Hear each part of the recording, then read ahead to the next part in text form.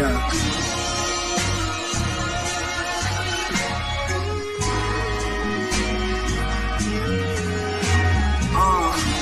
Wide awake, I've been sleepwalking. I follow my dreams, stalking supreme, awesome. When I reach it, I'm going Steve Austin, stone cold to the streets talking. Might smash 2 cans together, let the beer just leak off. I wore my heart on my shirts, then I rip the sleeves off them. I'm bearing arms, you niggas need garments. Get out the creek, y'all should repeat. Target won't let the feet block on your lead with meat guard mixed with a street baller. Had beats cross me in the hind years. Watch the ankles, my nigga, time heals. Order your steps, I'm like a minefield. How you live is how you define fear. Life talking to me when I had the blind ears. Now I perform on any platform. The knobs been keeping my back. Ladies and gentlemen, boys and girls, children of all ages and space and time. I know this is Joe's show, but he'll be coming in a few. Welcome to the podcast for underappreciated wrestling fans in accordance with the Misfit Nation podcast and in accordance with the BX Jedi Sports Network. 2 powerhouses in the terms of freedom of speech. How are you, Mr. Krishan the Don? I am great. How are you all doing? Doing great. How are you, Mr. BX? Thank you for the amazing intro, by the way. Doing well. I love that intro. I want to get you over with that intro. That was nice. Thank you, sir. I'll try to do my best I can. Mr. D-Walk, and who is also the host of NXT Time with D-Walk Wednesdays at 9 o'clock. How are you, sir? I'm good, sir. Glad to be on with all you fellas, legends. Appreciate it. Yeah, of course. Now, before we start, make sure to like, subscribe, comment, and all that jazz. It helps us grow. It helps the channel find us more. If you don't like CM Punk or like anything about it, leave your comments down below in the live chat or at the end of the video. And if not, dislike it and don't be a little bitch about it. It's already been a minute. I can say what the hell I want. So today and tonight, ladies and gentlemen, we are going to talk about certain things that's happening. It's called the CM Punk debate. Now, before we start, I want to ask a question for everyone here. I'm going to go from clockwise. Mr. BX Sports, is CM Punk a grown-ass man? Only time will tell. I have subject to change. Mr. D-Walk, same question. I think Punk. I think it's gonna be different because Punk around a lot of older people instead of younger people, and a lot of times the younger people get offended by what you tell them and is right. I think now Punk we're at a place where he could speak his mind and say anything he want to say, and nobody get offended because we all older people. Like us older people, we know how when somebody tell us something we messing up, we can accept that, but the younger people can't do that. Like they get offended and butthurt and all that. You know what I mean? I get that. And the best for last, Mr. Krishan the Don. Is he a grown-ass man? I think the best way to answer this is to just say that Punk has matured in a couple places, but he is still immature in a lot of places. And I think that's where he ran into a lot of problems in AEW, but to what D-Walk was saying, I think he's going to be this is going to be the real test of where is the problem, has it always been CM Punk or has it been the company? Because we know the company's changed, we know the leadership has changed, Triple H is in charge now. Like he has nothing to complain about as far as we know. So Of course. Shout out to Modelo, free plug. Now, what I'm going to show you are certain clips that from news reports and from wrestlers themselves. Shout out to Mark Neon Henry. I'll call him that. You'll understand when you see the video. I do not own any of these videos. These are just for reaction purposes only that have been modified heavily to make sure that it's not any copyright issues. But for the first off, let's start off with the fact that of this news that CM Punk was not approached by WWE. I'm sorry, WWE didn't approach CM Punk. CM Punk approached WWE, of course. Now the rumor from this is this.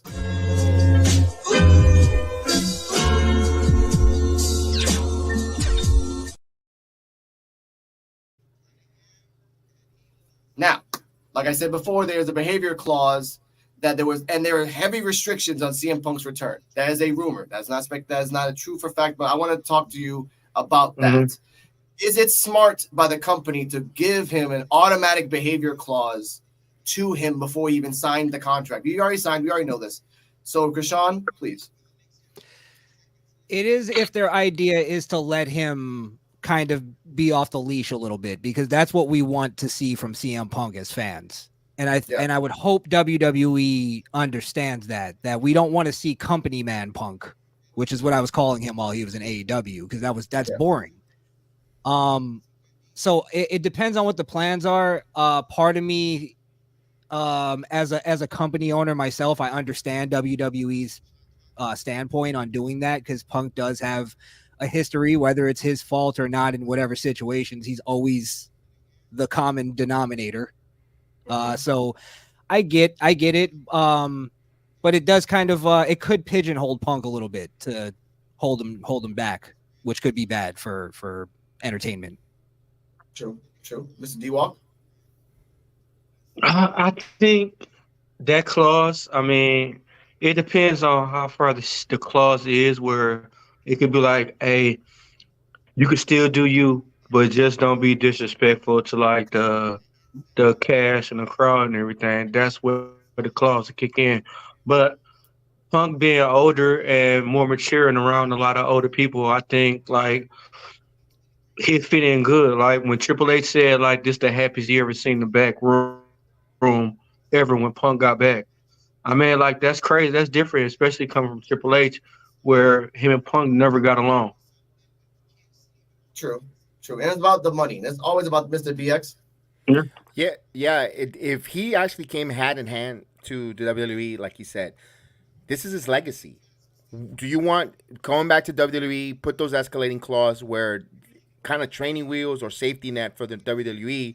He goes back, he works well, and then if he retires, you're going to remember on him being a needle mover, a viewers getter, and positivity. But if he doesn't come back and smart of WWE to protect themselves.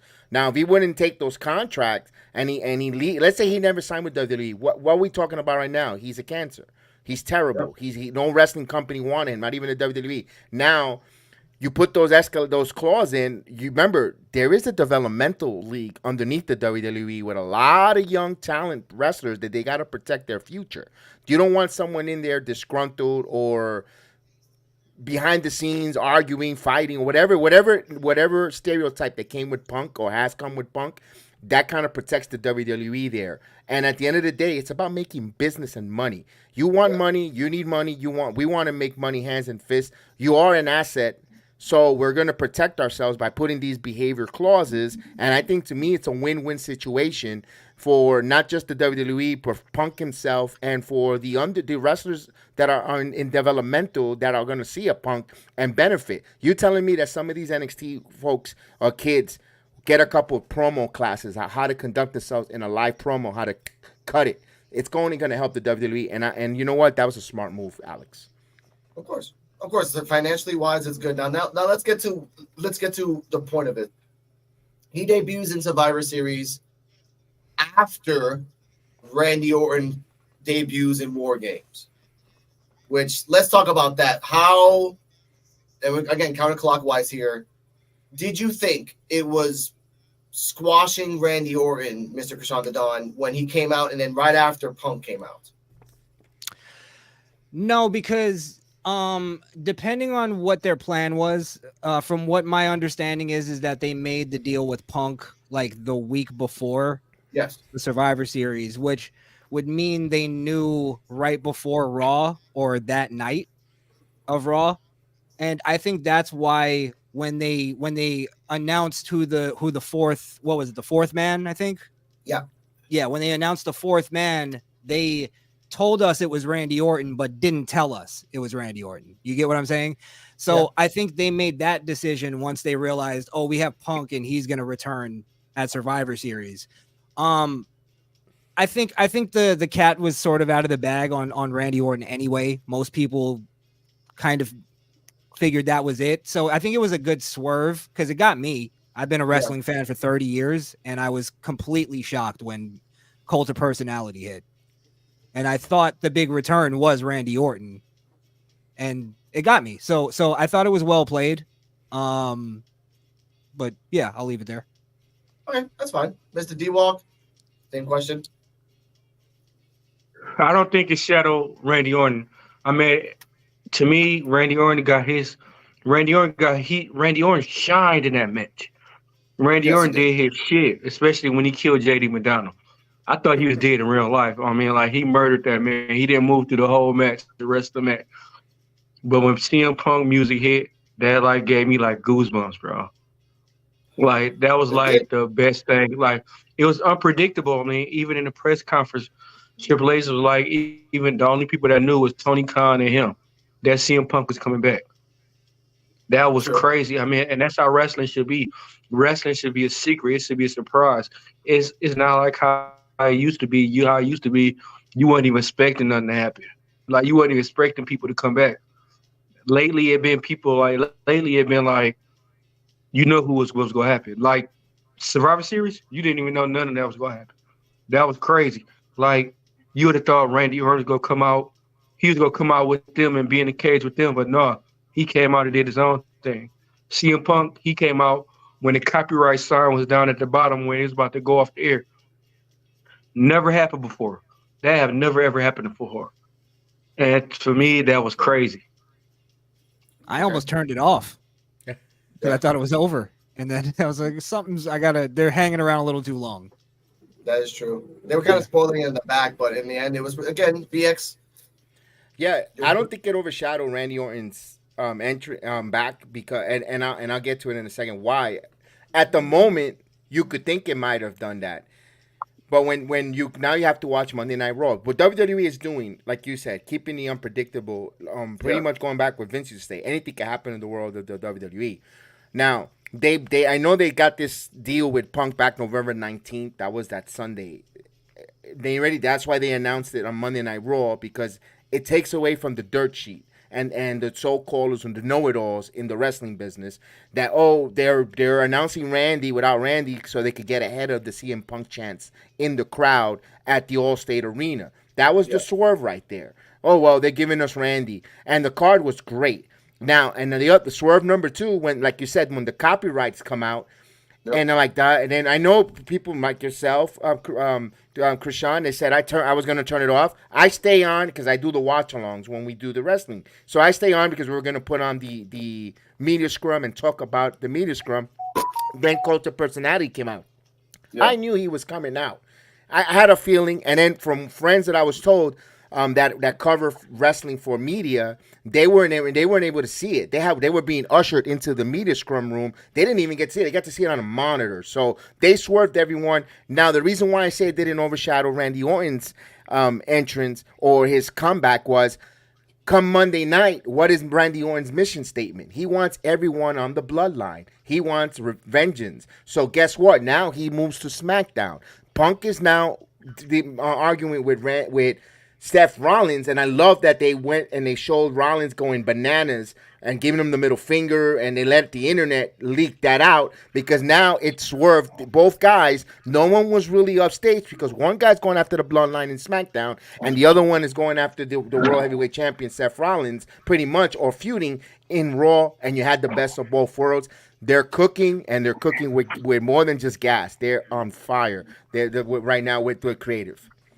And let's be honest too. They're both well said, BX.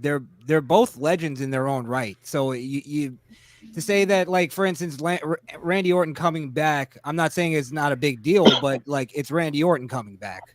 Like, that's big in it unto itself, but he's an active wrestler. He's been around for a long time. So it's I think they enhanced each other more than overshadowed each other.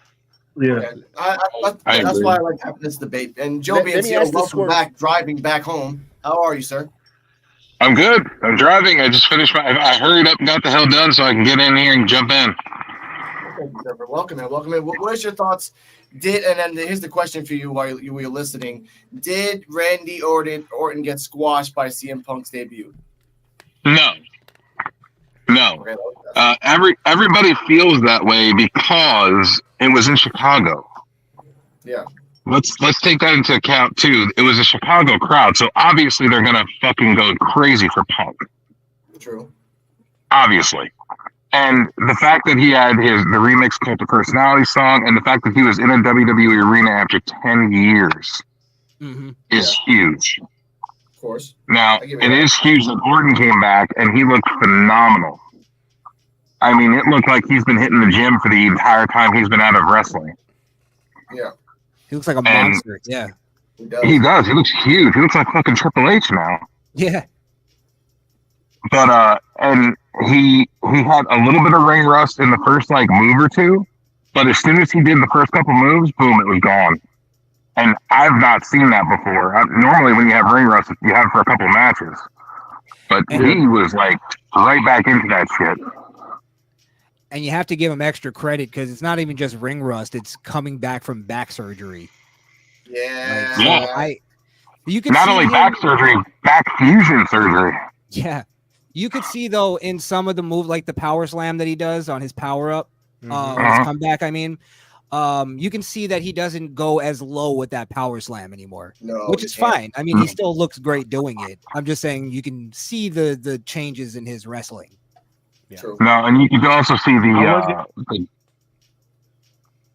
jump when he did the RKO off the top of the cage, which looked good. But at the same time, you could see he didn't jump with it. He kind of just fell. Timing was a little off. Yeah. He kind of just fell flat with it, but it looked good. It looks good on TV. Okay. Now, JD Madonna.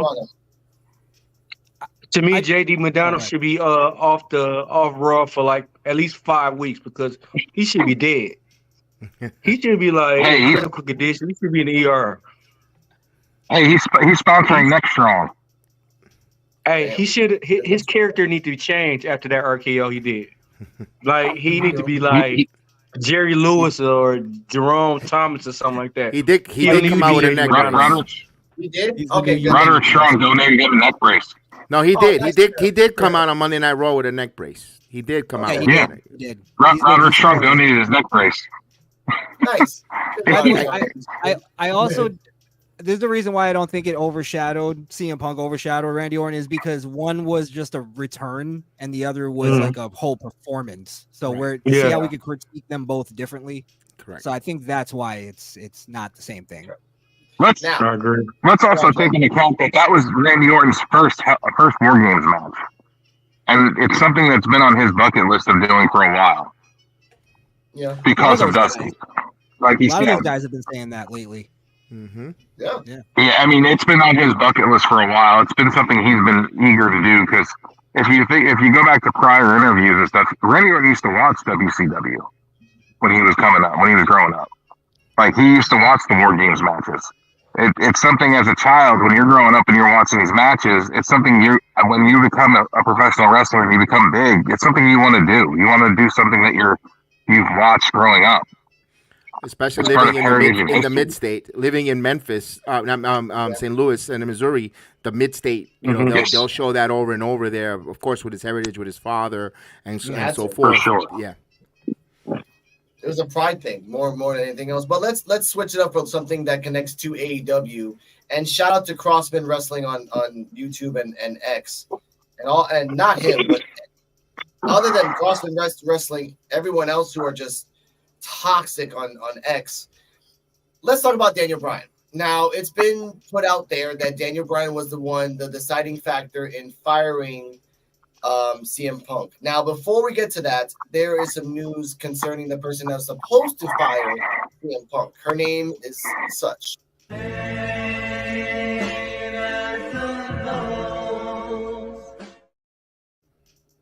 didn't get to see that, but Thank God stepped away.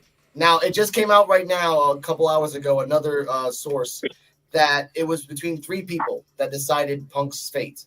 Daniel Bryan, Legal, and another person. Tony Khan was not involved in that. And ultimately, the final word to Tony Khan was Daniel Bryan. He said it was hard for him. He quoted that it was hard for him because Punk is his best friend. He grew up with him in the Indies as well. And he asked everybody in the locker room their opinion. He asked everybody around what was your thoughts on him, and it came to the hard decision of him being the final decision to Tony Khan and everything else. Now, before I get to that, I know we're going to get to the point of saying, like, you shouldn't have wrestlers, run the house. And that's true. Young Bucks, Kenny Omega, they shouldn't. They just fucking shouldn't. Now, before I get to the question at hand, here's another question to all of us. We're going to all say yes or no. Do we think Bryan Danielson is responsible enough to take these tasks? If he was in let's say he was in WWE and he had the same task, do you think he's responsible enough to do this? Everyone, no. BX says yes. No. Yes, because he been. I mean, I say yes because he been at the high and he been at the low. Okay, Krishan? I don't know.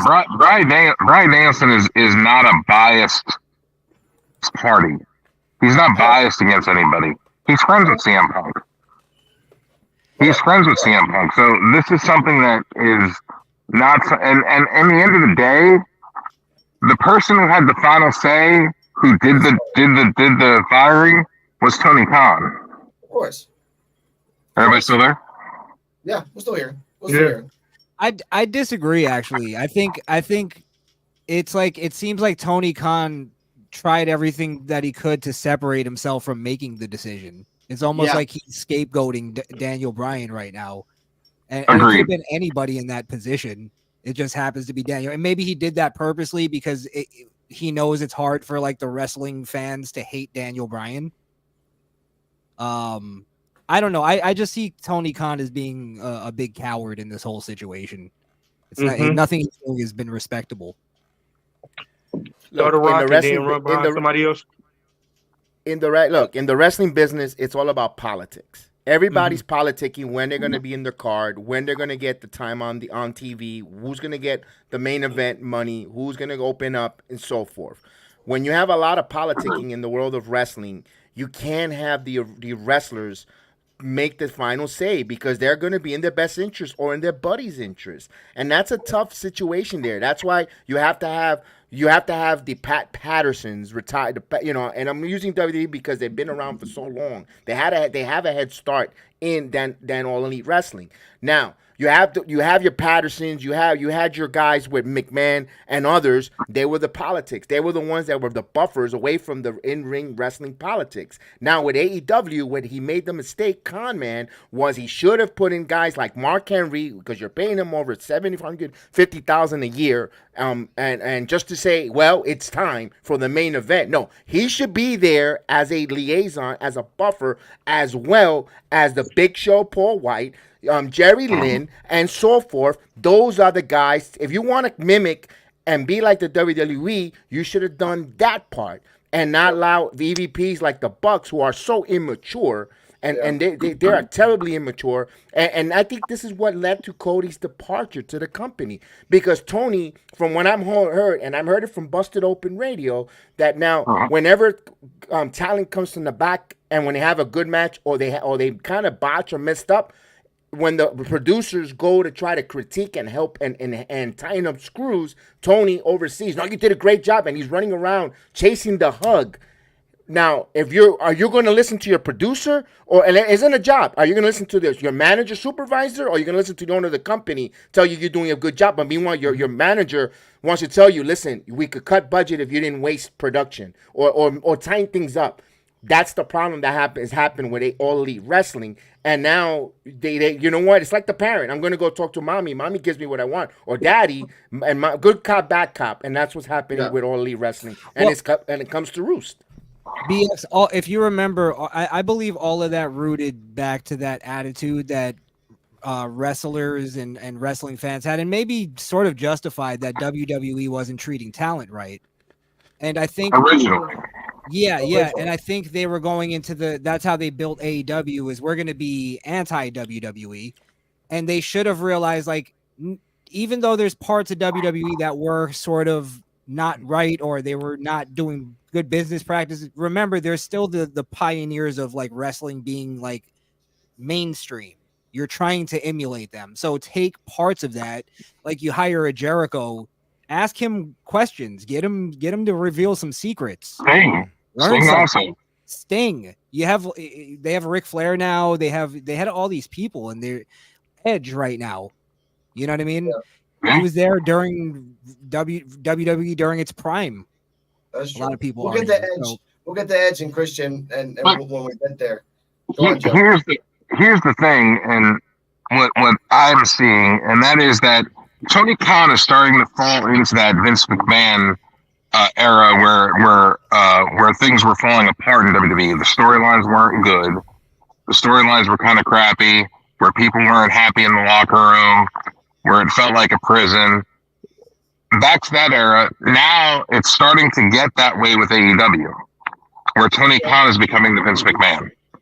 And people are starting to be irritated with the way that things are being run in AEW.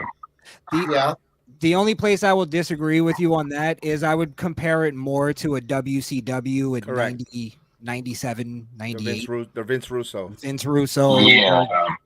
I don't know if So what would you'd put Eric Bischoff in there too. He made a lot of mistakes. Eric Bischoff and Hulk Hogan and Kevin Nash and the older guys were running pretty much WCW back then. So WCW NWO is AEW and the Elite. It's the same. It's the same. So thing, what would the same happen? Poison. Go on, you. So where would you see WCW? You know, Chris Jericho was the nail dagger that put WCW down. What if Chris Jericho stayed in WCW and Hogan, Nash, and Hall never had that? They still let Russo do all the control and everything itself while Hogan, Nash, and Hall. Where would you see WCW? They still buried. I don't think Because Jericho is Russo really was the turning for point. his own damn ass. Mm-hmm. Jericho was the start of the downfall of WCW when he went to WWE. Mm-hmm.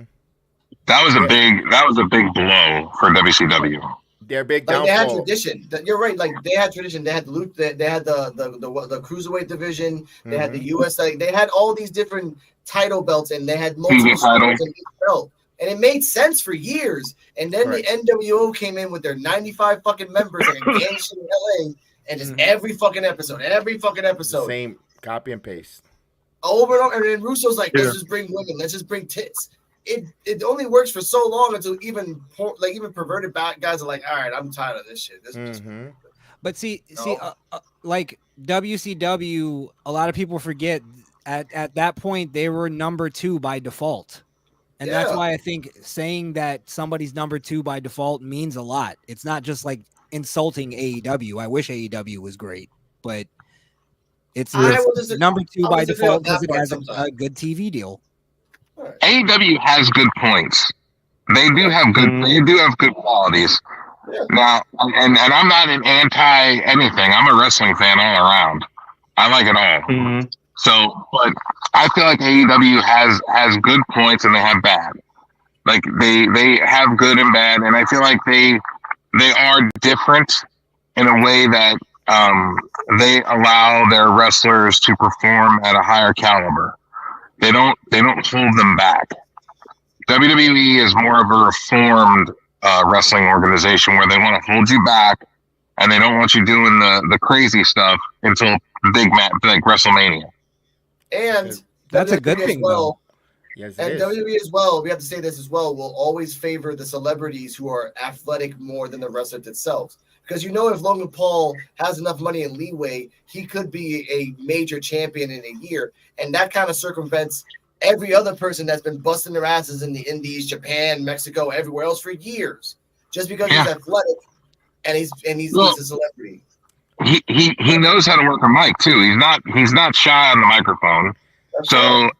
And he's athletic as hell. So I mean, he has the qualities of being a great professional wrestler. He has the look, he has the talk. It's about Logan Paul might be a bad example. It's about making money. Even Bad Bunny, who just came in, it's about making. Why? Because he draws eyeballs. And guess what?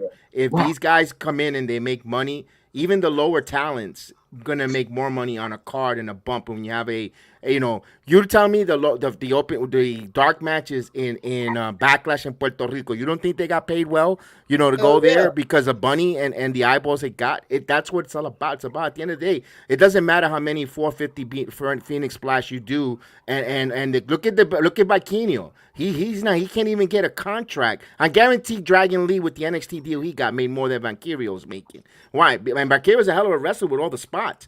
But it doesn't resonate. Like Ingo's hurt though. He's injured.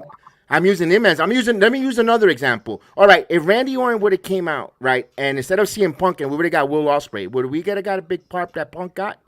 No. Exactly. No, It would have got crickets. People wouldn't have known who he was. No. I wouldn't say crickets. Will Ospreay is in itself a talented wrestler and a pop. He would have got a pop, and Joe said it. It's in Chicago.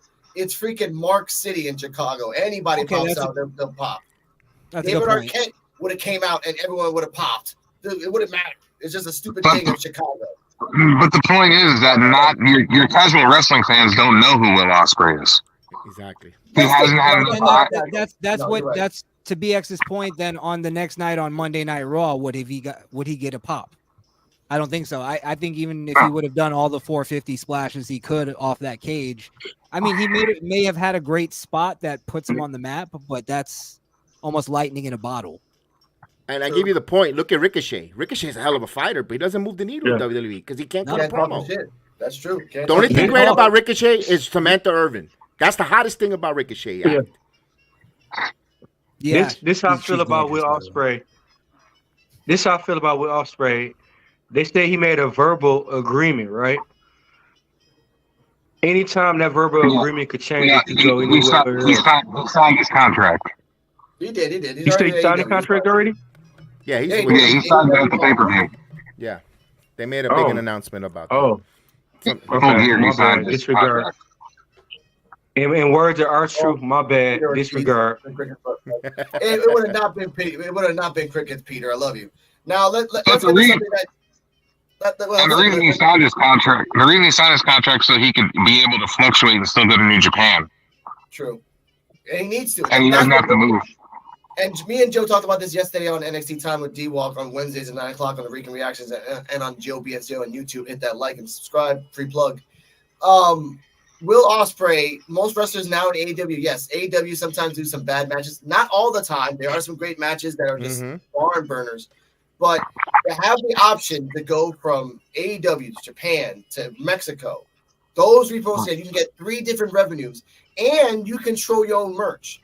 That's the difference that most people don't even have WWE. Yeah. You can't control your own merch. You can actually have fun and just do shit. But Alex, the difference is that it doesn't matter how much merch you have, how many matches you could have if you don't sell tickets, if you don't get pops, if fans don't know who you are. It doesn't matter. Who you are, though. It depends on where you are, because everyone knows who Will Ospreay is in the east side of the world in Japan and in Mexico. They don't know him in America, but he has 2 out of 3. It's a niche audience, though. That's the difference. It's like it's a smaller audience. Yeah. Until he's been in WWE, people aren't really going to know who he is. Not casual fans. No, it is what it is. It's sad. Because he's been on the P.W.F list for like 3 years straight, has one of the best matches ever with Ricochet. That was like an artistic form that got bitched at for years in 2016. I remember that debate when that happens.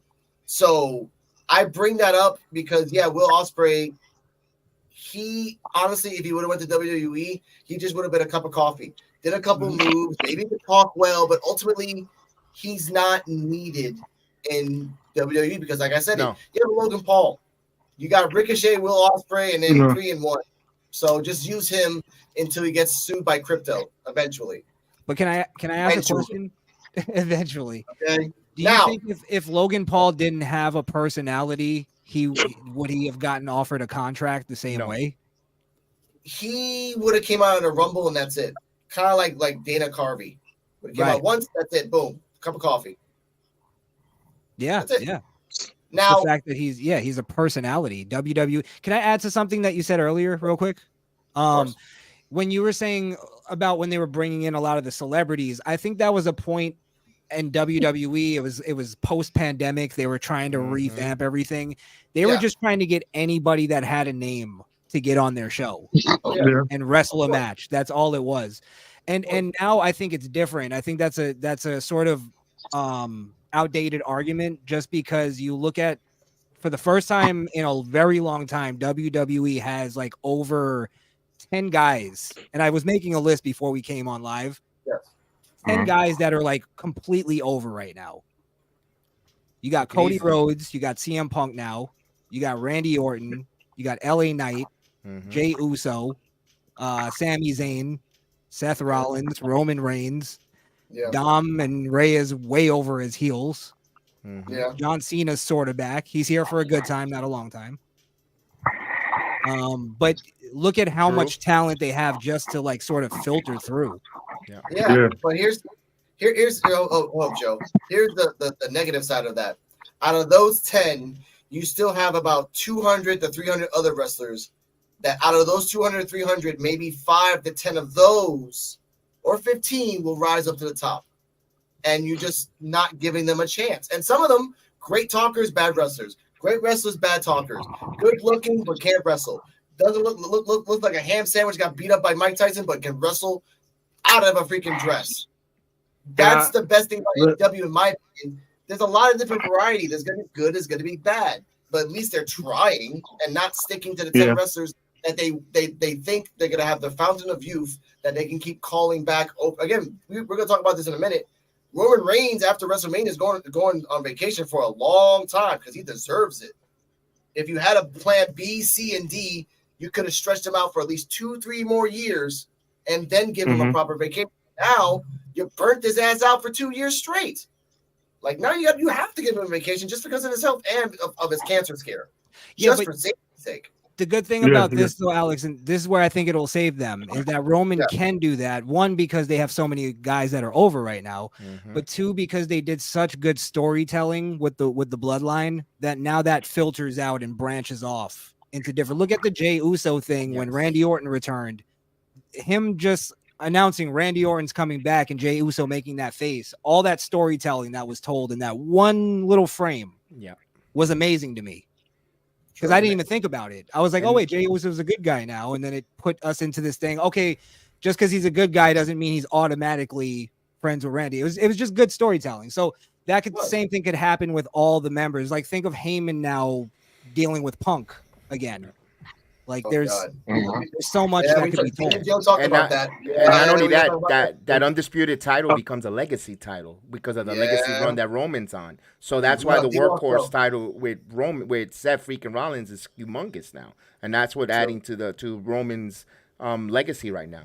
Which, like you said, is anyone can main event WrestleMania on those top 10. And then you got guys who are on the way to the cusp, like a Grayson Waller. You're telling me in a year from now, Grayson Waller won't be one of the top heels with the way he cut the mic, and he's a pretty good in-ring performer? I kind of gone a little bit of a pushback on those 10 wrestlers. They got a lot of guys coming up, moving, and it's up to creative to get them going. And they also got to make the mess of it. If you get 3 minutes, make those 3 minutes count so they could give you another 4 minutes next time. And now it's up to the performer. That's true. Now, I wanted to say this and to move on from this. Now, we remember Punk's promo. I don't want to do a transcript of it, but we remember Punk's promo in AEW. He's finally home and all the other stuff. Cut to when he had a Raw promo and was a hypocrite straight up, and he said it was home. And I say he was a hypocrite. I say it was a hypocrite because right now, ladies and gentlemen, we're going to hear from Mark Henry's Neon's own voice. Your discretion is advised. Bully, I enjoyed the promo. I thought it was very informative. I thought it was real. And there were people that didn't like the fact that he said home. And let me remind y'all, they always say home is where the heart is. So if his heart was there and his heart was broken, what do you do when your heart is broken? Scorched earth. You let the world know that your heart is hurt. And you want everybody else to feel pain too. So it seemed like with a sound mind and a comfortable heart, now you get a Punk that's not worried about sticking it to you, But you get a point, you get a CM Punk that's like, I am who I am. And that's basically the promo that he cut. It was like Popeye on steroids. All right. What Mark Henry sound like Gary Coleman? Okay, I told you, Joe, I am not getting Hey started. man, leave Gary Coleman alone. It's me on. What you talking about, Willis? What Gary Coleman do to you? No, but this how I feel. Like I've been trying to jump in the conversation with the celebrities. The two celebrities that y'all accepted. Who is the two celebrities y'all accepted? Like coming from acting to wrestling, like David Arquette and all that. I don't even claim that. Like you don't count on record, but can you give me two celebrities that y'all accepted wrestling that came to professional wrestling? All time. Andy Kaufman. That's a good one. Before my time, though. The pioneer. I would say the guy from Arrow. He's a good, Steve Armel. Very good too. Steve Armel. I can't believe Mr. B. It's Huh? Didn't Arnold Schwarzenegger win the title one time? Yeah, he wins a lot of things. Mostly made. No, they gave him a title. Y'all gave him a title. Okay, never mind. Y'all sleeping on Mr. T. Stephen Mr. fucking T. Mr. T, bro. Mr. T was. Oh Drew man, Carey. He headlined WrestleMania 1. Yeah, you hit it right on the head. That's actually probably the best. Yeah, probably the most believable too. True. Yeah, that's true. Now I bring up Hulk this. Hogan though. Hulk Hogan is in his ass. Now I bring up this topic of Neon Mark Henry because I listened to the promo that he said, and I love that X or / Twitter will always give you side by side comparisons of the thing. Now I'm gonna say two things, and everyone else to say their piece about this. One, Mr. Punk, you had a plethora of people in the back that could have gave you a better promo than this. You kind of like copy pasted, whatever. You kind of did revisionist history because you're one of the most feared men in the ring. No, dude, you lost twice in UFC. Yes. Win one, then we talk. Okay? Then I feel like I'm home. Now, if I remember, again, if they apologize for giving you a staph infection, if they apologize for firing you on your wedding day, if they apologize for burying your wife after that, then fine. I always believe in forgiveness. If they did none of those things, you're really doing this for the money, and at least have a shirt that says CM Punk money. Be honest, dude. Be like, just that's why I gotta think about that.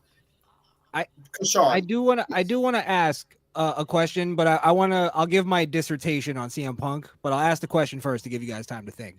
I do want to know why everybody's saying he's a hypocrite, because I'm not 100% getting that. But here's what I'll say about the promo. Yeah. I did notice right away that it was a copy and paste promo from AEW. Yeah. The only difference is that it actually made sense in WWE. When I heard him say that in AEW, I was like, this makes no sense. He must be talking about Chicago, or he must just be talking about wrestling in general, not the company. So when he said I'm home, I think it hit harder because he was saying the WWE. He was finally admitting that this was his lifelong dream as a wrestler, to be here, to be in the WWE. The thing, the one problem I might feel like it's running into is the same problem he had in AEW, which is what I said earlier, is he could be going into where he pigeonholes himself into becoming a company man, and he's rah WWE.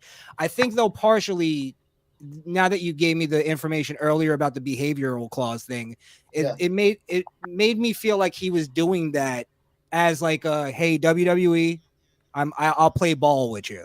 So give me the live mic and I'll show you that I could be responsible. The only thing that I think the promo was missing, because I thought it made sense, it didn't bother me as much as it bothered everybody else, because that was the promo he should have cut. And I think that when he did it in AEW, he was picturing that as his promo to return in WWE. He just never thought it was possible. But I did think that it was missing, like, ushering him right into some kind of program or something with another wrestler or some kind of interaction, something that we know. Okay, CM Punk's in the mix now. That's the only thing that I thought was missing. I thought somebody was going to come and interrupt him and confront him and do something to ruin his moment. And I thought that would have been great. Before I continue to BX, I actually thought it was going to be like Austin Theory or Grayson Waller as D-Walk. It was going to be one of those two guys coming out because they're throwing them out there as like magnets for super heat. So I was like, okay, throw them out there and just piss off CM Punk, and then CM Punk can just viscerally but respectfully. That's the weird thing. Okay, BX, please. First of all, one thing that came out later in the day, and it makes sense why, he went with a safe promo. Triple H and Nick Khan was not at Monday Night Raw. It was the Pritchard ran Monday Night Raw. They were in negotiations to get that contract for their TV deal for Monday Night Raw. So they're not there. They have a supervised clause. They say, you know what, go out there and get a safe promo. And I'm pretty sure they went over it. And he said he's home. I mean, that's where he started, where he made the most money. And, of course, what he said, he's not there to make friends. He's there to make money. I know some people are going in a conundrum of why he said that. If he says everyone in the locker room, they greet me with open arms. Some people hug me. Some people even kiss me on the mouth. And some people didn't kind of like me being here. He didn't really say Seth Rollins without saying Seth Rollins because I don't think CM Punk knows who is his first feud with. Who is he? Who is going to be the first feud? Everyone thought it was Nakamura. They thought it was.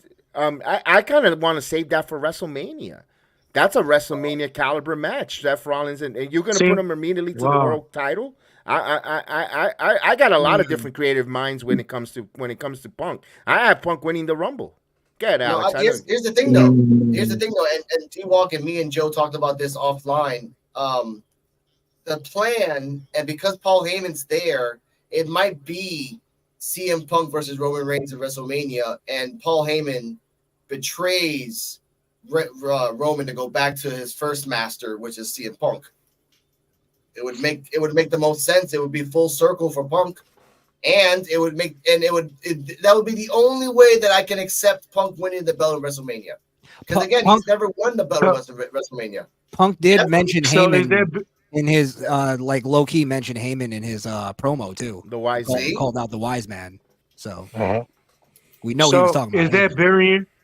Is that burying LA Knight and Cody Rhodes? No. Good question. No, it's just competition. It's great for us. That's why I don't worry about the burying thing. Yep. It's like they're now going to have to fight that out, and that's going to be amazing entertainment for us. That's the whole point of it. It's two nights of WrestleMania, which is going to be a super WrestleMania. Remember what they used to say before? Oh, WWE's got to bring back the nostalgic old wrestlers to come back here, and not no more. They got a bunch of stars here. They don't have to rely on the veterans. If you watch Busted Open Radio, they alluded to that today. Yes, they talked about. I did hear that today. They were talking about how this WrestleMania is going to probably surpass WrestleMania 17. Yes, is it in that level? Yep. In quality or like in what? In general, they said that it's going to in everything. It's going to surpass the WrestleMania 17 as being the best WrestleMania in history. By the way, for the people that don't know, the night that the Attitude Era ended. WrestleMania 17. Yeah. Wow. The impact of that night. It was. So let me get your opinion. Wouldn't it be dope if WWE did a tag team elimination chamber? Why? Yeah, it has to make sense. No, I'm saying for the tag. No, wouldn't it be dope though? It would be, but like it would have to make sense of like why they would do it right now. I think. In terms of that, maybe you know how they do it when they had an elimination chamber, right? Yeah. They need to make the tag team titles more. That'll help. That'll boost the tag team title more than anything. Like tag team titles right now is dead. That's something they should need to do. It should do to me. Go on, Chris. I'm sorry. It's just the same thing with the singles division. They just need tag teams that have personality and have a gimmick, or whatever, to make them interesting. Bring back Breezango. And first and foremost, when you put two wrestlers together, have the matching tights or attire, and same introduction. One got one intro, the other, so you don't know if they're going to be a tag team or they're individuals teaming up. Those little type of tweaks that they could do could help out when the tag team division, and I love the turmoil that they had there with the WWE on Monday Night Raw. I'm a big fan. I like what they did on Monday Night Raw because I'm a big fan of the Creed brothers. So I got my Creed brothers merchandise ready to go. They got their shot too. Yes, I was wish- surprised that they won. And BX, I gotta second that. I love little nuances like that where they come out to the same music. It's uniformal, but they have their own personalities. And like to me, I hate when they have the singles, but then they just mash the music together. Yeah. At the beginning of no. the song, and then the other song comes in and it switches. And that's It's what's like, happening stop with the that. women's. That's what's happening with the women's division. Too much miss and mashing with the women. Natalia and Tegan Knox. You really get them serious. They're not really show you that they've been a tag team for a while. Now, maybe now, they should be featuring Candice LeRae. And I'm sorry, Alex, that we're getting a little bit away from your Of topic course. there. Candice LeRae and Indy Hartwell, because they were part of the way. There's history there, and I would like them to talk about it. At least Michael Cole talk about it a little more about that, and maybe they'll put some. Now we care about the tag team with the women and the men as well, like you said. The problem is, when are they going to split the tag team titles and no longer be unified? That would be great because now you could have more tag teams on SmackDown as well. Who do you think? Wouldn't you want to see Austin Theory and Grayson Waller hold the tag titles and talk shit all over SmackDown with those titles? They'll be unbearable. And then you have Raw their own tag teams. It's something there. Maybe they'll fix it. Maybe they won't. Only time will tell. Oh, true. It's true. I like that. I like that in the end. Thank you for bringing that up, D-Walk. Like tag teams and just like again, the women's division is trash. I'm sorry to say like that. That's how the way it is. In the tag team, not in and the tag team in the women's division in the main in WWE. Rhea Ripley has something. I don't really know. All I know is Rhea Ripley has the belt because of Dom. That's the only reason I know about the women's title because Rhea Ripley has it. That's it. And I'm sorry to say it. China 10.0. Yeah. China 10.0. No, we're not getting to that. But I want to say this. What's your thoughts on, and I know you're not really into this, Christian, BX is probably, as Joe is too. We're going to skip to this a little bit more. What are your thoughts on Edge and Christian, their program that's happening right now? They are fucking cooking. Oh, Yeah. oh, were you asking me? Yeah. Oh, I'm That's sorry. all I'm right. sorry. I thought it was just a question of the group. I actually checked out a little bit because I saw the list and I wanted to be informed on some of it. I haven't watched really too much, but I saw a bunch of clips coming up to this, and tonight I watched them. I liked his last Edge's promo where he was in the hallway and he was challenging him to the match, and he. There's a lot of history that he was bringing up, and he brought up a lot of personal stuff. Edge was just on another level with that promo. That's true. And it actually sold the match to me because I didn't even know they were still feuding, to be honest. That's how unplugged I am from AEW. But I like I saw Christian's promo back to him, or maybe it was before or whatever. But I think they're both on a great, like they're doing, it seems like they're doing a story that they've been wanting to do for a long time, and I heard that was kind of what it was they wanted to continue a storyline that got dropped in WWE. And I mean, I like it so far. I want to see I actually want to see the match. I guess that's the best I could say about it. Now, before we continue asking other questions, I want to put out a clip here, heavily edited and not mine, of when Christian has the permission. By the way, I love Christian now as a performer because he has uncensored whatever the hell he wants to, and now he's calling himself the dad of AEW and doing all these things. Exactly, the patriarch. But the part that really got to me was this exact clip. Take the wrestling part of our relationship away, and it runs even deeper. Everybody knows that you grew up with a single mom, Adam. Everybody knows that you didn't have a father figure. Jeez. In the words of Rick James, cold blooded. Which Them's his fighting words. Exactly. And it continued on. Sorry, my service is going in and out. What clip was it? That was It the was the clip. promo. Somebody got to go. That was the clip, Christian, of Christian talking about Edge saying that he had a single mother, that his father wasn't around. That was the clip. He continued on talking about, my dad took care of you when your mom died. Your mom wanted us to be a tag team together. Let's do it for Judy. Like, they're really like pushing the dead mom gimmick. At the end of it, Oh, you're talking about the Wednesday, the yesterday promo.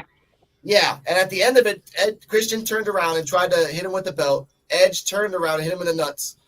Told him to get his ass up. He's talking to him. You know what? That belt is mine. And the one thing he said, which I loved, which is full circle for a promo between those two, go fuck yourself. And the little added bonus, the added bonus that they didn't show was that he turned around and like cleaned his feet. Like if he was on a carpet. Fuck you, motherfucker. Fuck your couch. And then walked away. The fact about it, they said that on TV, I tripped out. The fact they said that on TV, I look like, what the fuck? Edge and Christian are now they're on another level. They're kicking right now, and they're hot, and they're gonna be next week in Montreal when they wrestle on Dynamite. They're gonna get a spike in ratings. Of course. Here's the problem I have with all that, though. They like Siamese twins with the same brain. It should have been done for They're like Siamese twins with the same brain. BX, go on. Here's the problem I have with All Elite Wrestling. Period. They're like they got to take their time and let it marinate and build it. They want to cram it right in immediately. Dude, you gotta. Why it has to be on a Dynamite? The next, can't get that's a pay-per-view quality when these guys are finally gonna get physical in their match. I understand they're in Montreal, but they're not. They're from Toronto. If you were telling me this was in Toronto, muzzle top, go for it. But they should have been on a pay-per-view where now people want to tune in to watch the pay-per-view with the story build line. I kind of want to see something interrupt that they don't get physical there. And I love the fact what they say about promos, there's got to be a little bit of truth. If there's truth in that promo, it touches people's heart because there's some truth to that. But what they grew up together. We all know their backstory, their history. So now when you hear that promo, it intrigues you. To me, I don't like AEW, but I want to watch that match because of the promos, of what they invested in me. They asked me to come watch it. I'm going to watch it because of that promo and all the back and forth, but I wish it was on a grander stage, and that's the only thing I have with AEW. So here's how I see it playing out next week. I see Christian, because this is a Christian thing that he would do, especially with the gimmick he has now. Having a doctor's note or something.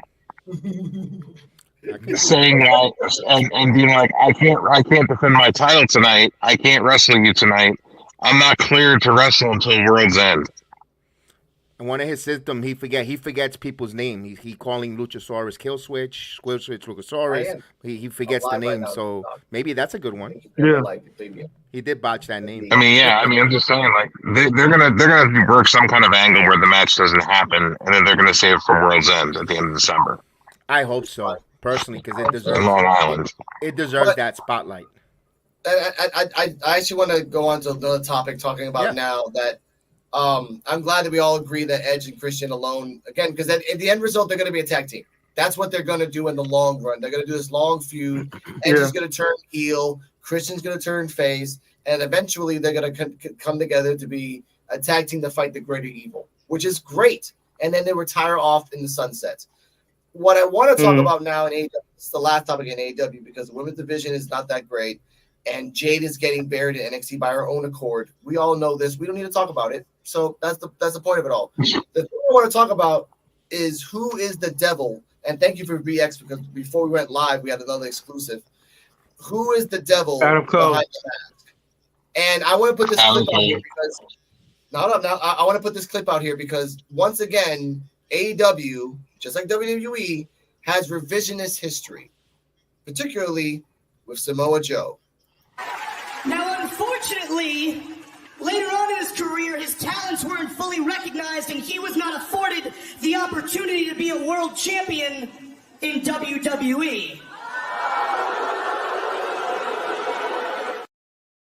Ooh. Now that was MJF Neon F talking about Samoa Joe. Now, BX, you grew up in black and gold NXT just like I did. Samoa Joe from NXT all the way till he left WWE had championships for days. He had championships. The problem is that he got injured every time he got a rise. Thumb was broken. He was too obese. His ankle fucked up. His wrist fucked up. So say the truth. And I agree with Jedi Network. Don't do that. Don't fucking say a lie when someone that I'm a hardcore that turned into a casual fan noticed that shit and then clipped it to prove a point. Samoa Joe can come out and say, hey, I won a couple of championships. I did a 3-hour live match with Punk, and I do the shimmy shuffle, and I'm Sweet Tooth. You could have said that, and everyone would have been cool. Why do you need MJF? Which, by the way, he is legitimately hurt, and he's gonna take a hiatus as well. He has to, whether he likes it or not. So, who is the devil? He's wrestling at World's End. I know. That's what sucks. He's dropping that title there. It sounds more like Adam Cole to me. It's Adam Cole. It sounds like more Adam Cole to me. Okay. I think it's Adam Cole because if you notice when MJF, if you watch, I saw it on a couple of podcasts where they were talking about it and they were clipping it. But if you notice, when Adam Cole was out there with MJF, before the lights went out, you could see the look on Adam Cole's face change. When MJF was talking about the devil, you could see the look on Adam Cole's face change, and he was reaching in his pocket, and like it looked like he was trying to push a button when the lights went out. That's a little detail. Thank you, Joe. Now, can you talk about what we talked about BX before we went live about a certain person? Sure. Yeah, at around 9:35, 9:40 yesterday during Dynamite, Dr. Brick Breaker put out a tweet saying that, MJF gets, this amount of promo time. Christian, this amount of promo time. She named a few wrestlers, and as of 2023, Dr. Britt Baker, 0 hours promo time, which caught a lot of heat. She was trending this morning when I got up at 4 a.m. Not just wrestling worldwide, but sports trending on X with her comments there of a disgruntled wrestler not getting enough TV time. And Britt Baker has not been on a wrestling ring since September 15th, which we heard about that too on Busted Open, Joe. This morning they were talking about that. Yes, they were. And some people think she might be in that persona of the devil or stirring things up, getting for her man. But I don't think so. I think this is a lady who is completely set up of not wrestling. Okay, so here's the thing. When she said that, BX, do you realize when they were talking about the women's division and stuff, they were talking about something. I forgot what it was. I'm sorry. I've been busy working all day, but they had a clip on X. Something got posted on X, and it was about MJF. And Britt Baker liked it. Jack Perry liked it. Mm-hmm. And another wrestler liked it too. Okay, so those are the 3 suspects right there. It could be just all a group. Again, this could be speculation that there was more than one person. There was more than one people holding MJF and everything else. I think there's going to be it's good for me, Adam Cole, Jack Perry, Britt Baker, and a 4th person together as a group. Because again, they need like a new group that's out of nowhere of veterans. Kyle O'Reilly.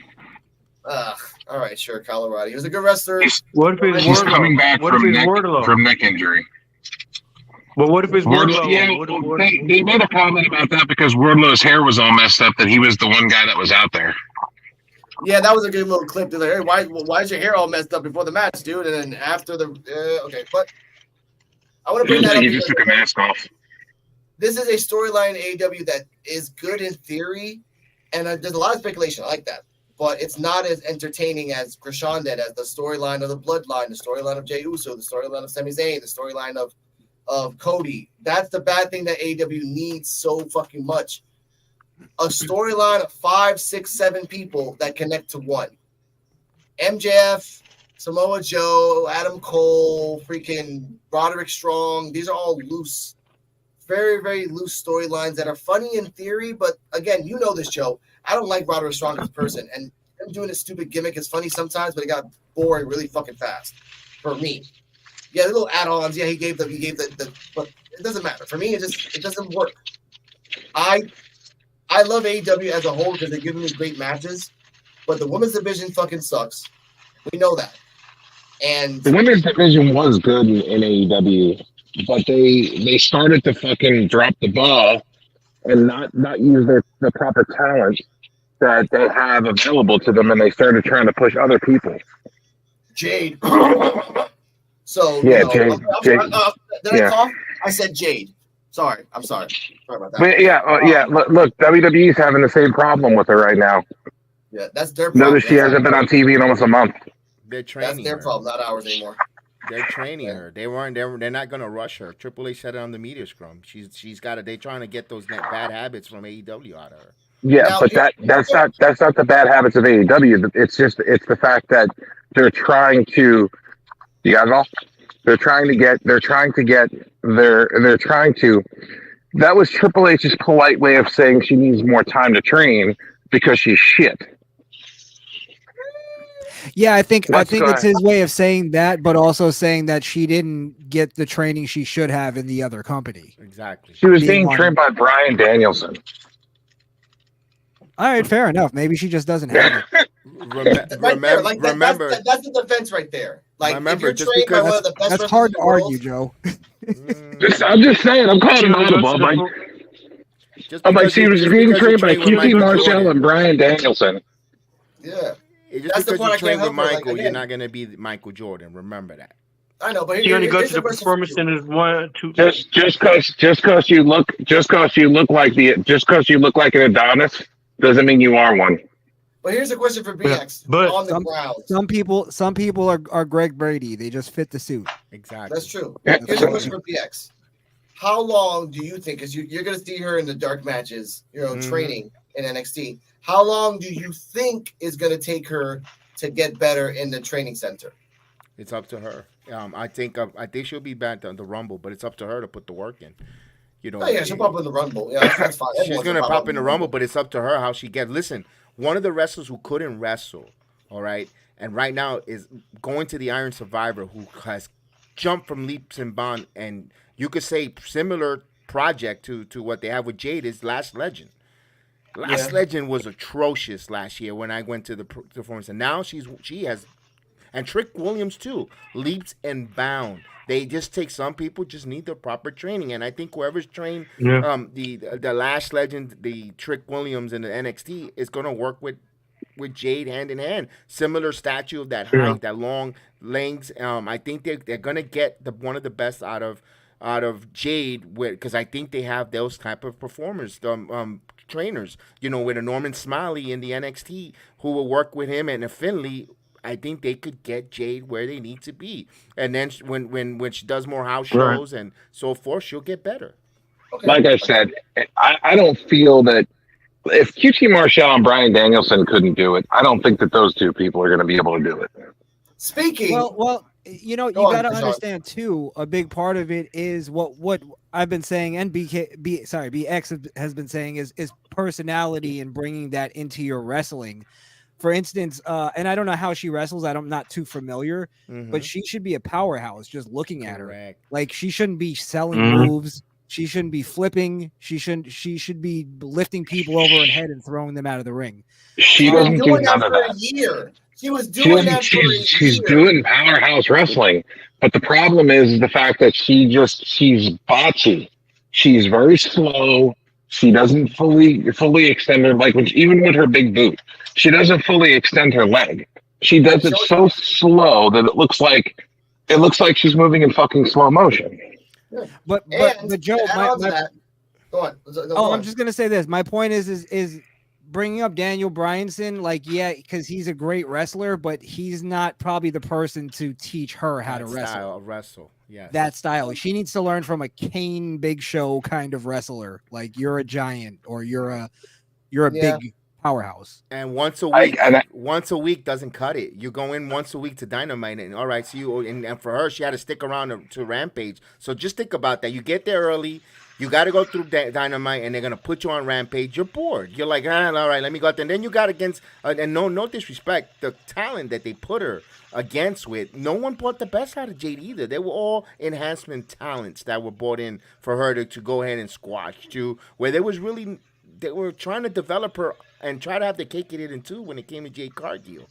Remember, she denied or rejected going to the Performance Center to make the money to AEW instead of going and learning. And her fault too. I'm not excusing her fault. And I think that's where and they got to just now try to catch up. Yeah, I just think that it's going to be one of those things to where I feel like she's going to take either too long or she's just not going to get it. I just feel like she may be one of those people that's just not going to get it. Hey, Gabe Stevenson is still sitting in the Performance Center, and he was highly touted. But remember, we can use the template of Eva Marie. No matter how much money you put on her, that's just never going to make it. And also, by the way, she came out in the tweet, hey, you're paying money for this one. Why did you bring me back? No one's going to bring you back, Eva. Another thing I learned about Jade is the fact that not only is she still at the Performance Center, but she has only been going to the Performance Center twice a week. She was going every damn day. She was going every day. Well, a big part of getting good at anything is humbling yourself and telling yourself, I'm not that good, because that'll make you get better at something. Yeah. So maybe she's in that mind state where she thinks she's great. And sometimes, like, I think Sasha Banks got caught into that mentality for a while and still kind of is. Where that's somebody else who's coming back. They're talking about her coming back too. Yeah, let's talk about that. The switch topics. Do you think she's coming back? I mean, well, yeah, she might be actually coming back to WWE. Because your thoughts, Krishan? I don't think they. I mean, I don't want to say they don't need her because she still is a name. Yeah. And they need names. I just never thought Sasha had anything past her entrance. I don't think she's good on the mic. I don't think she's really that great in the ring. I don't think she's believable. She's too small to be believable. Like, she doesn't have the thing AJ Lee had that you kind of believed it, even though she was little. I don't know. I don't think she's a very humble person. And I've never seen anything humble about her. It's always somebody else's fault. She never takes responsibility.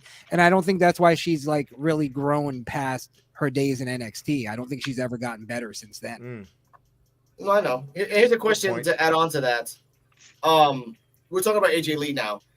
And I like the segue to AJ Lee. Now that AJ Lee out of nowhere is being more backstage, she wasn't there for years, ladies and gentlemen. She has her own network, Women of Wrestling, right now. She's managing in herself. It's almost 10 o'clock. It's not that great, but it's not that bad either. So that's something. It's like lingerie football. It's an acquired taste. Say it like that. So I'll tell you right now, AJ Lee is probably gonna come back to WWE. I knew it. That's what I was going to segue. Thank you, Joe, for freaking cutting, spoiling my ass. How long will it take for AJ Lee to come back, and how long after she come back will she be rocketed to the championship? Well, let's look at it this way. She's already been back because she's been backstage. Yeah, she has. Hanging out by Bayley. Okay. On the promo too. Punk mentioned her on the promo, so that's out of the bag.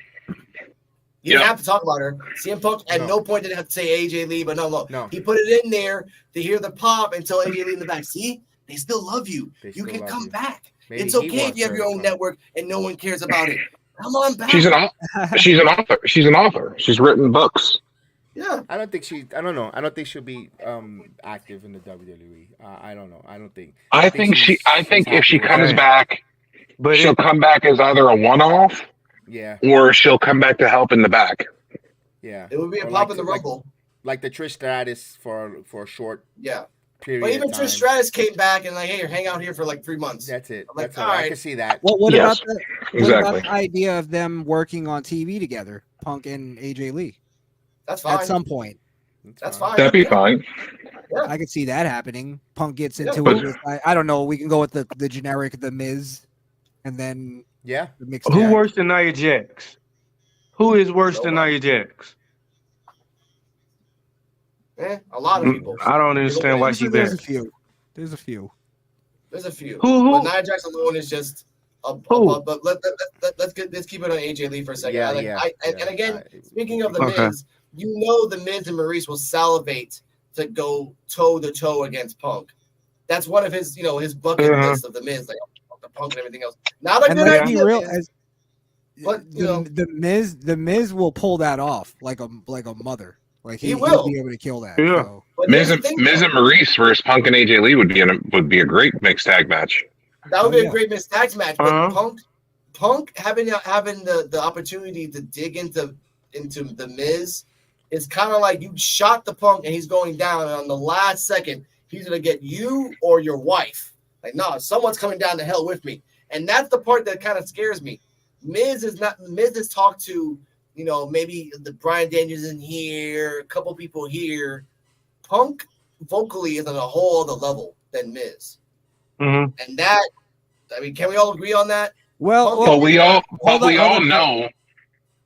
But we all know when Miz gets pushed into a corner, he shines. A passionate, Yeah. motivated Miz is a dangerous man on the mic. Yeah. Yes. Oh yeah. And people sleep on him all the time, and he delivers. Oh no, he's They a sleep promo on him in the ring, every now and too. then That makes us go, oh wow, the Miz is Mhm. amazing. Here's a mixed tag. Talking about mixed tag team with Punk and AJ, Braun and Cora Jade. Just talk about that. Just think about that if they want to up and come in that, because that was her idol. Her and AJ. Forget about it. That would That would work. Oof, Gargano and Candice LeRae. that's another one. I mean, they could do that, but I don't think they're gonna go on that route. I don't think that's doesn't look like that. I don't think that's a big money match the way No. that it would be with the Miz or. Of you know. course, with Miz, yeah, of course.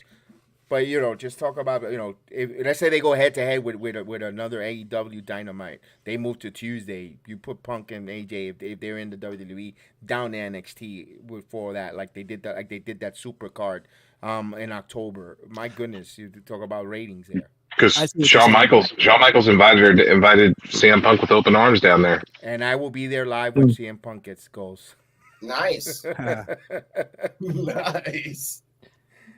I like that. But to wrap up this wonderful talk, because this has been a great hour plus in wrestling, and we'll go clockwise down. Joe, what are your thoughts in the finality of Punk and wrestling as a whole? Wrestling is exciting again. It's becoming exciting again. I'm actually excited to watch wrestling again. I'm actually excited to watch all the shows now because you don't know what the hell's going to happen anymore. Like, hell is frozen over. CM Punk is back in WWE, and it's like, it's one of those things that you felt like it could happen, maybe, because it's wrestling and anything's possible, but you weren't sure if it would happen.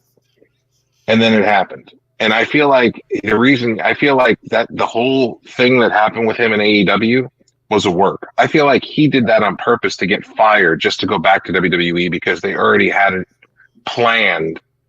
Like, he already talked to Triple H like, hey, so if I'm not under contract anymore, do you think I can come back and work here? Like, I think they had that conversation behind that closed door when he was out the first time with the first suspension. And he explained to him probably what was going on and said, look, if I can get out of my contract, would you hire me back?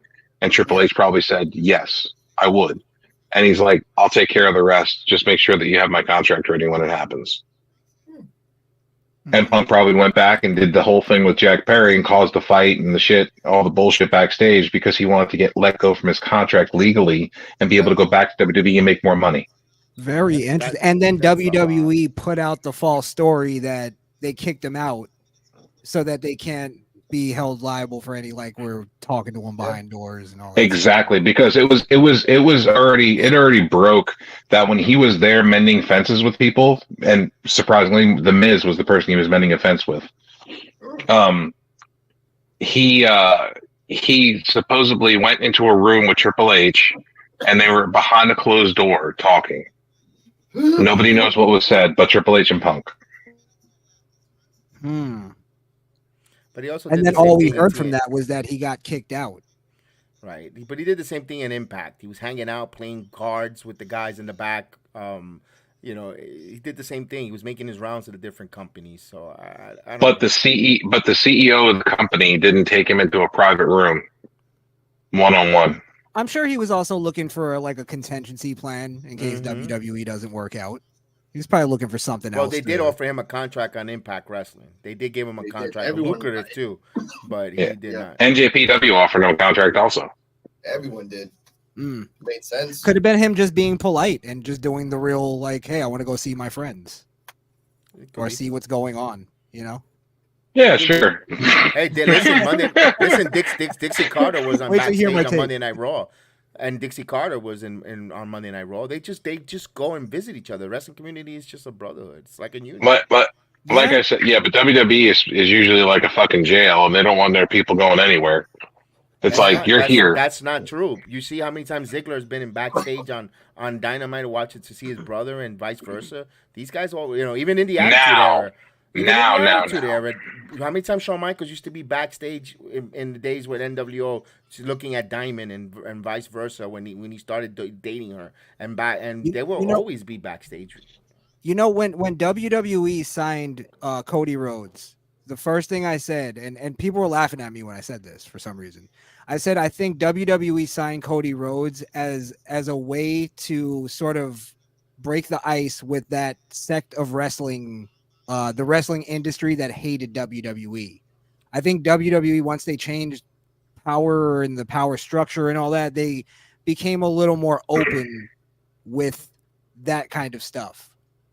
And you know Krishan, you know how I knew that it was the times have changed was when we had Mickie James, who was the Impact Knockouts champion, coming out at WWE's Royal Rumble with her championship, her Impact championship. Yes. This is when you knew that WWE had started to change, and it wasn't Vince doing it; it's Triple H. I think it started for me anyway. Maybe I'm just perceiving what I saw. It started with Cody when he came out with the same music. Yes. The same gear, the whole thing. They didn't change anything, and I think that was opening the door to wrestling wrestlers that think that they have to change everything to come over. It kind of made them that kind of group feel a little more comfortable with even talking to WWE because they know they need them for the future. They need talent.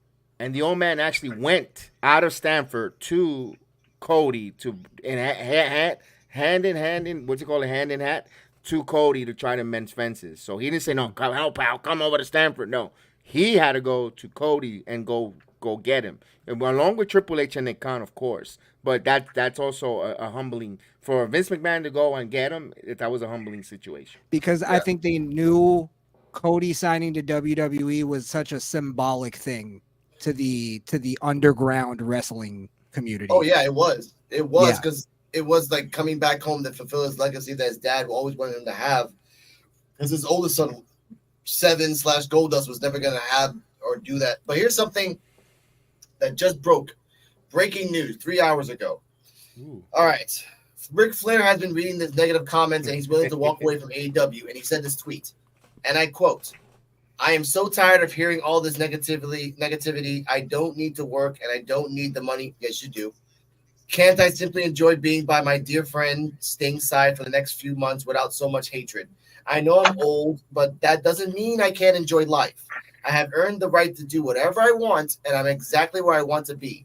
I appreciate everything, Tony Khan, but I'm more than willing to walk away if I'm embarrassing you and your company. All I can say is I'm sorry." This was 3 hours ago. A tweet by Ric Flair himself. That relationship didn't last long. Nope. The fuck said that? And the funny thing was, he was just on Dynamite last night with Sting, and doing a promo because they announced where they were going to have Revolution at Greensboro Coliseum for Sting's last match, which is where he had his first match with Flair. You know what it sounds like to me? It sounds like Ric Flair. He might have had some kind of like event or business meeting, Tony Khan, or something business related, and he brought wrestlers with him, and Flair was one of those guys, and he embarrassed him at that. Flair got drunk or something. He pulled the WWE 2K thing, the panel. Yeah. He embarrassed everybody. It sounds like he's apologizing for It's coming something from he a did off promo. air. He said it's a promo he said last night. He says bring your daughters, your wives, whatever, to the hotel room and wanted to have sex on Rampage, which he said it in the right place, Rampage, where no one's really gonna watch, maybe 100,000 people. I think more people will watch video more than Rampage. But at the end of the day, he did say it, and that was clipped. You know how the IWC, they just clipped that and they went with it. So that's where all the heat is coming from with Ric Flair. Like you're saying, you dirty old man talking about bringing young women and to the hotel room, where of course with his trouble past, and that's where the heat is coming from with Ric Flair today. Okay. What did they expect? It's Ric Flair. What's wrong with a man what's wrong with a man wanting to sow his oats? Hey. He is old enough to no. Okay, we're not doing that. And by the way, yes, Ric Flair. I saw you on the But y'all talk shit about everything. Y'all talk shit about Bill Cosby though. How dare y'all talk shit about Bill Cosby? I am not. That's because he was slipping little girls the pudding pop. I can't help that. And ladies and gentlemen, they didn't know. I want to thank Krishan the Don for passing by here. Oh, yeah, that's enough of that. I want to thank Krishan the Don for passing by here, and I want to give a shout out to the Kayfabe Cartel, which is Kayfabe with a K, Cartel with a K. They might be coming back, so I love that. Someone was talking crack because Mr. Krishan the Don was on the Hake Report, HAKE, and then they talk crap, but haters are haters.